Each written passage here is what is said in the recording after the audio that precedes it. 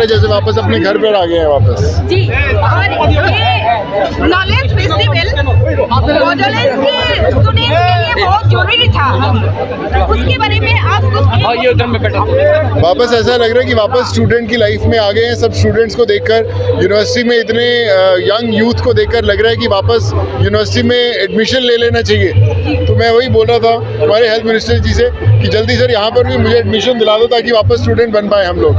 जी, और जो यंग लोग हैं, जो उन लोगों के लिए जो नौकरी ढूंढ रहे हैं, उन लोगों के लिए कुछ आप बोलेंगे क्या चला देंगे? मैं यही कहना चाहूँगा कि खूब मेहनत कीजिए और फिर आपकी जो ज़िंदगी अपने आप बन जाएगी। आपकी यहाँ पे अपॉर्चुनिटीज़ बहुत सारी हैं और north east one of the most beautiful places in the country है। और मैं यही कहना चाहूँगा कि हम लोग भी कोशिश करते हैं कि ज़्यादा से ज़्यादा लोगों को जोड़ कर करें। मैं यहाँ पर नॉर्थ ईस्ट के लोगों के साथ बहुत दिल से जुड़ा हूँ। बहुत सारे लोग मेरे साथ अभी भी जुड़े हैं कोरोना के समय से। सो वापस आज आकर ऐसा लगा कि वापस शायद अपने वापस घर पर आ गया हूँ।